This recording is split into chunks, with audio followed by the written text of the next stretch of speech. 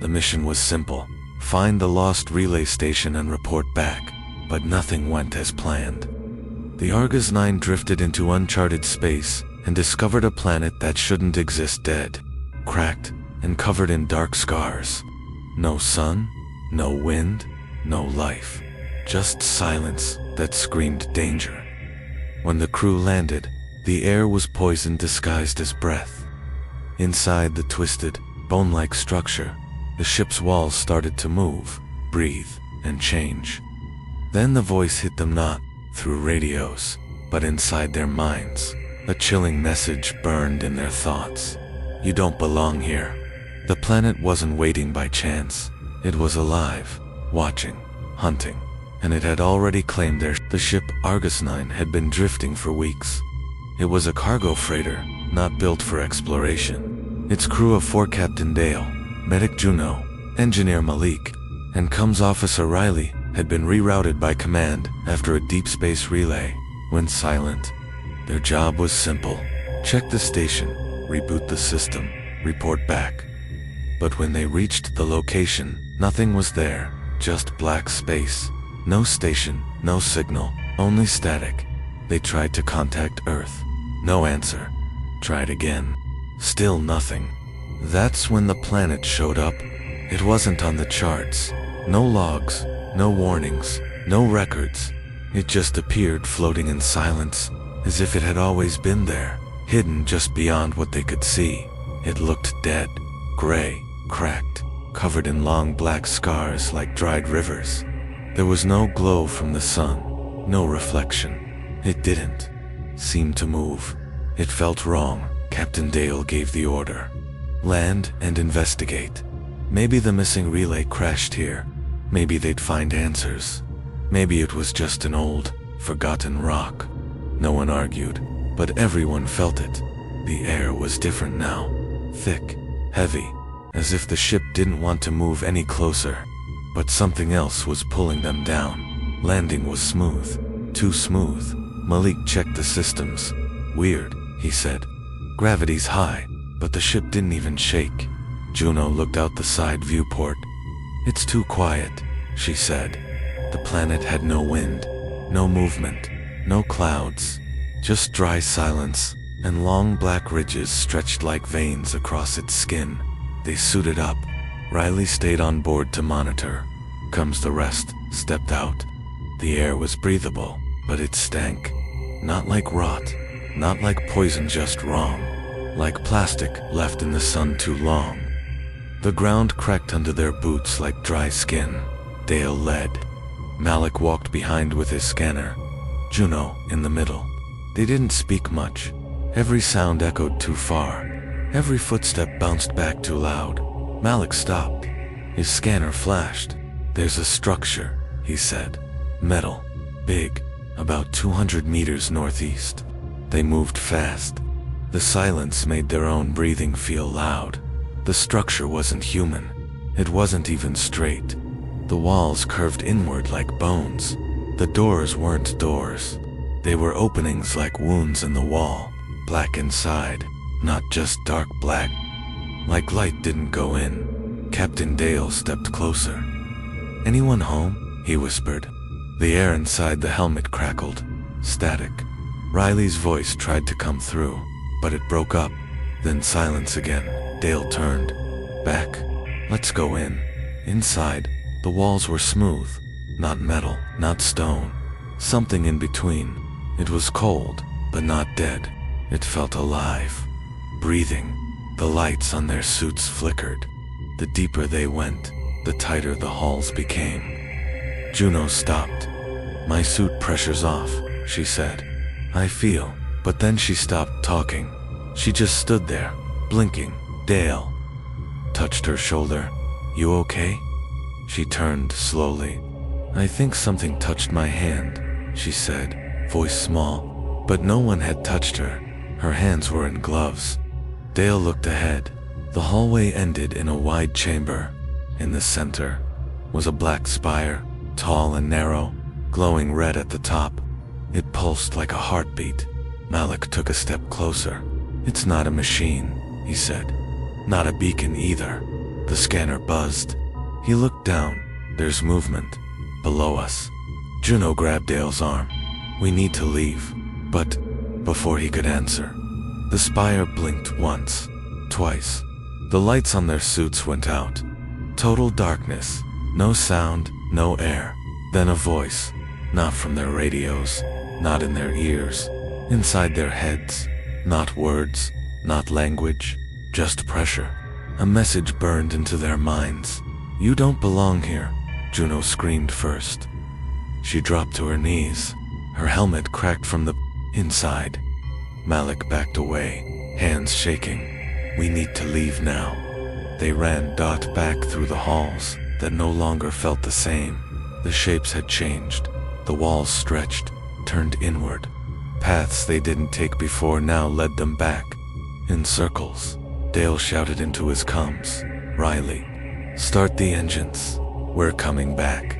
Static. Then Riley's voice. But it wasn't Riley. It was her voice. Yes, but twisted, slow, echoed. You left the ship, it said. Now it's not yours anymore. Malik stopped. The door's gone, he said. The opening where they had come in was now a solid wall. They turned back. The hallway behind them was gone too. Only black dot, then a light. One red pulse from the ceiling. The same. Heartbeat. They weren't in a building. They were inside something living, and it was waking up. The cold didn't come from outside. It came from inside the ship. It had been 2 days since they landed, but the crew hadn't slept much. Not because of work, not because of excitement, but because the planet wouldn't let them rest. Every time they closed their eyes, the same thing happened. Nightmares. Thick black oil crawling across the floor. A giant shadow outside the ship. A voice that sounded like someone they loved, calling from the hallway, even when no one was there. Captain. Lena stopped logging reports. Her hands shook too much. She just sat at the control chair, eyes staring at the black sky outside. Sometimes she whispered things under her breath, but the others pretended not to hear. Ty had locked himself inside the engine room, said he was fixing a power drain. But the lights were fine. He just didn't want to be around the others anymore.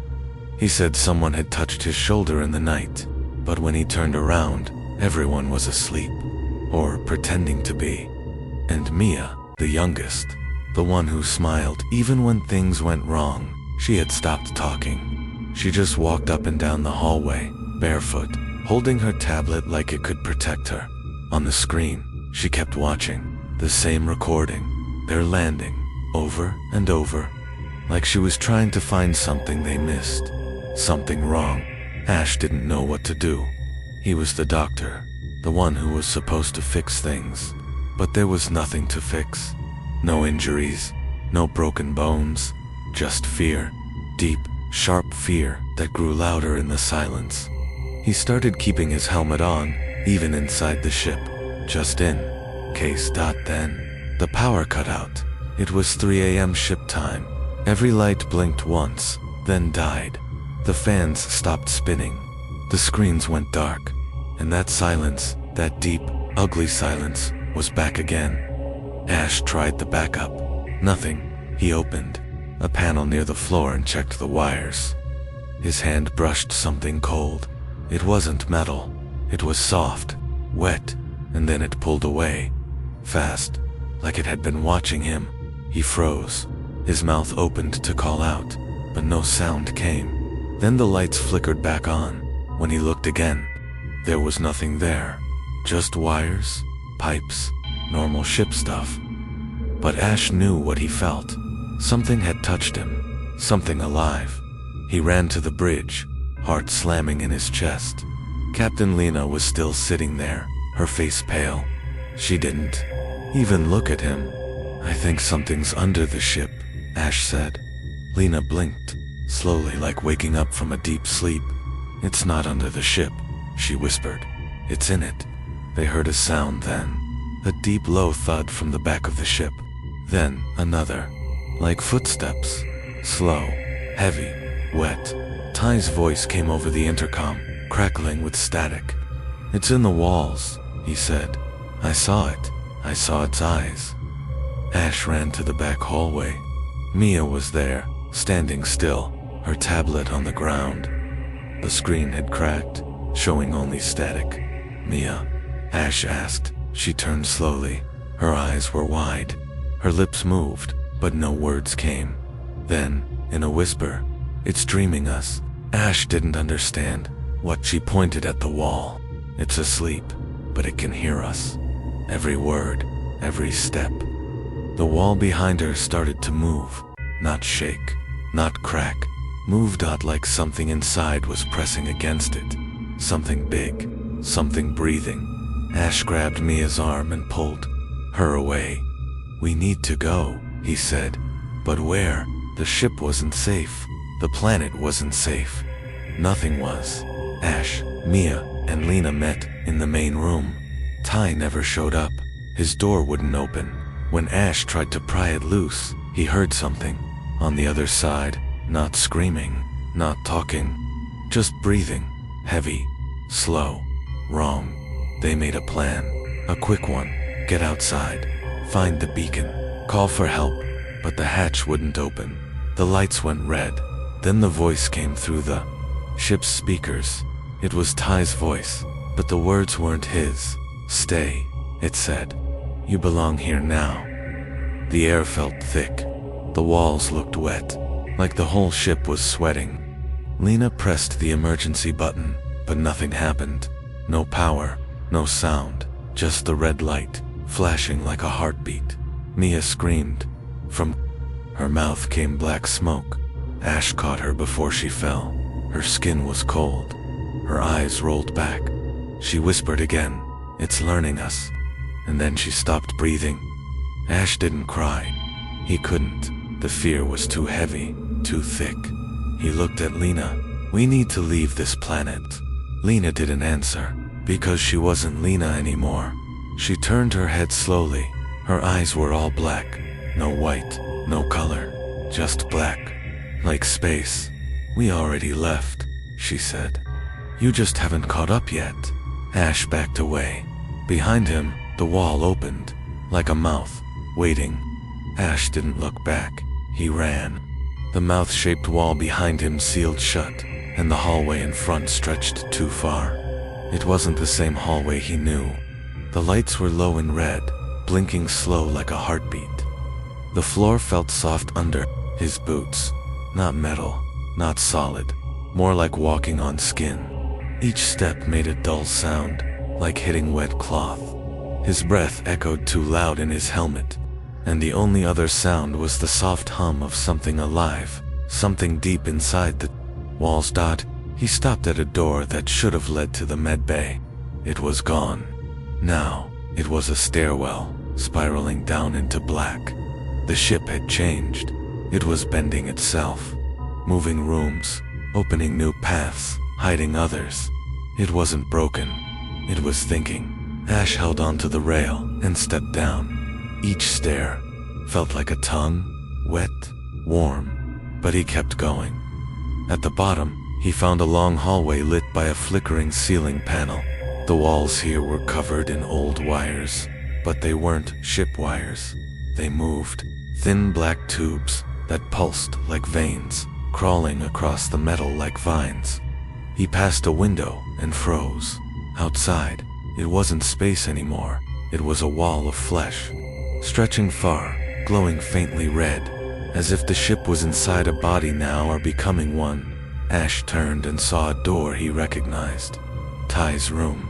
It was open. Inside, the air felt cold. Still, a rank smell floated out, like wet dirt and something dead. Ash stepped in slowly. The bed was melted into the floor. A thick black liquid had dried across the ceiling in long, sharp lines like claw marks. On the far wall, someone had scratched words with something sharp, not written, carved. "We're not trapped. We were chosen." Ash stepped closer. The letters bled, not ink, not paint, something warm. He turned fast when he heard Edda's voice. "Hello." It was a woman. Soft voice. Scared. Alive. Ash ran toward it. Around the corner, past a broken wall panel, he saw her standing under a flickering light. Her suit was torn, her face pale, but he knew her. Riley. But Riley was part of the first crew. From before. From when this nightmare started. She looked exactly the same. Not older, not thinner. The same. "You're alive?" Ash asked. She nodded. "I never left the ship," she said. "I stayed quiet. It didn't notice me at first." Ash stared. "How long have you been here?" "I don't know," Riley whispered. "Time doesn't work here. Not the same. It watches through the walls. It waits until you forget who you are. Then it takes you." Ash stepped closer. "Do you know what it is?" Riley's eyes started to shake, like she was trying to hold something back. "It's not just the planet," she said. "It's below it. Inside it. It's been here forever. It was locked away. We woke it up." Her hand touched the wall. "It uses memories, sounds, people you love. It builds a world from what you fear. Then it learns you, and when it's done," she paused, "it becomes you." Ash felt his stomach twist. "How are you still okay?" Riley looked at her hand. "I'm not." The skin on her fingers was flaking off, like dry paint peeling from wood. Ash stepped back as her arm cracked open. Underneath, there was no blood, no bone, just black glass.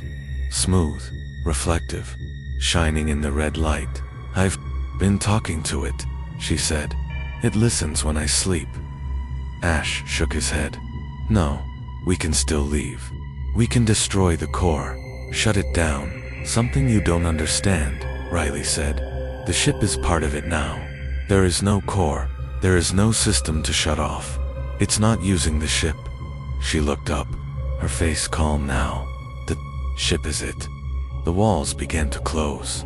The floor stretched like warm gum, pulling at Ash's boots.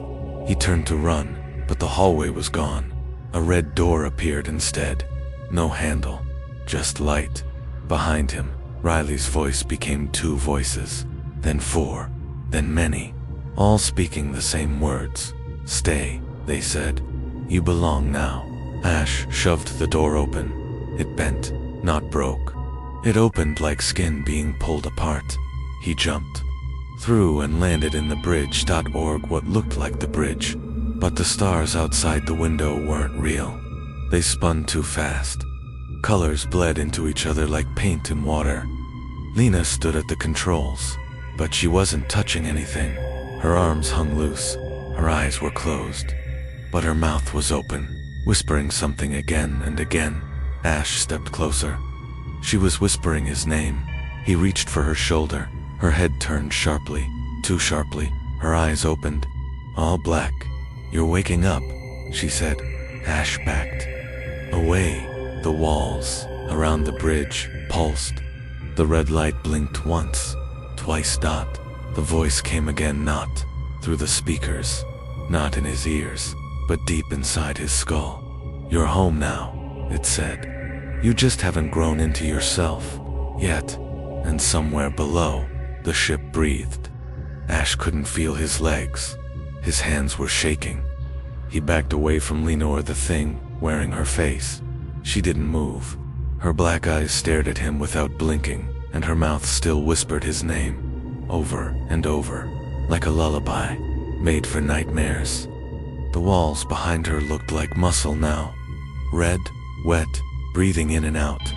The control panels had melted, the buttons now just soft lumps under skin. The ship wasn't broken. It was growing. Ash ran. He didn't care where. He just had to get away. But every hallway looked the same. Every turn led him somewhere worse. One path led to a room filled with water, but it wasn't water. It was black, thick, and it moved like it was alive. Another door opened into a hallway full of mirrors. But they didn't show his reflection. They showed people he didn't. No screaming, crying, reaching out. Their hands pushed against the glass like they were trapped inside. And maybe they were. He finally stopped in a small storage room. Or maybe it used to be one. The shelves were covered in something that looked like mold, but it moved when he breathed. He slid down to the floor and pulled his knees to his chest. His helmet was cracked. His suit was torn. He felt cold all over. Not from the air, but from the thing crawling through the ship. It wasn't killing them. It was changing them. Ash closed his eyes. Just for a second, he needed to think. But when his eyes shut, the voice came back. That same pressure behind his eyes. That deep, slow sound. Not words, just knowing. And then he saw it. Not a dream, not a memory, a message. He saw a world older than time. Black skies, dead stars. A great spire rising from the middle of a dead land, surrounded by thousands of ships crashed, broken, empty. And below the ground, curled up like a sleeping animal, was something alive, huge, endless, covered in red veins and thick shadows. It didn't move. It just waited. Because it didn't need to hunt, it needed to be found. Ash opened his eyes with a gasp. He was sweating, breathing hard. His body felt heavy, like something was pressing on his chest. He crawled to his feet and pushed open the door. The hallway outside was different again. The lights were off now. Everything was quiet. Too quiet. He walked slowly, his hand dragging along the wall for balance. It felt like skin, warm and soft. Sometimes it pulsed under his fingers. He kept moving, step by step, until he reached the back of the ship. He found Riley again, but not standing. She was curled up in a corner, her arms wrapped around her knees. Her skin had peeled even more. Her face was cracked, like a broken mask. She looked up at him, barely blinking. "It's waking up," she said. Ash nodded. "I know." She pointed down the hallway. "There's still one place it hasn't eaten yet, the old escape pod bay. I tried to reach it, but the ship moved it, buried it inside itself." Ash looked down the dark path. "We have to try." Riley didn't move. She just stared at the wall. "If we leave, it might follow. It learns, it listens, it remembers." "I know," Ash said again. "But if we don't go, we'll become part of it." They walked together, slowly, carefully. The hallway felt like a throat, wet, tight, breathing around them. Sometimes it whispered. Ash could hear the voices of the crew, Lena, Mia, Ty, even his own voice, saying things he hadn't said yet. Promises, secrets, fears, like the ship was reading his mind and playing it back. At the end of the hallway, there was a door, small, rusted, real. The escape pod bay. Ash pulled it open. Behind it was a round chamber with 3 pods. One was cracked open, one was crushed, one still looked whole, but it was covered in veins. Long black cords wrapped around it like spider webs. The pod was breathing.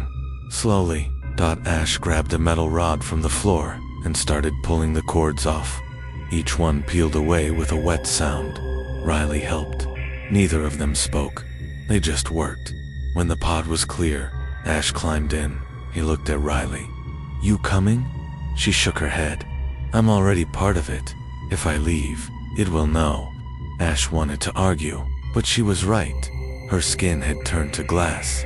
Her voice echoed when she spoke. She wasn't Riley anymore. Not fully. Maybe not at all. "Thank you," he said. She smiled. Just a little, then turned away. Ash closed the pod. It hissed. Lights turned on inside. The system blinked green. It was still working. He pushed the launch button, and the world exploded in red. The ship screamed, not the alarms, the ship. Its walls shook. Its lights blinked fast. Ash felt pressure all around him, like the planet was trying to stop the pod, trying to hold him in. But the pod launched. It shot out through a tunnel of bone and blood, then into the black sky. Ash didn't cheer, didn't smile. He just breathed. Behind him, the planet pulsed once, then again, still alive, still watching. And now it knew where he was going.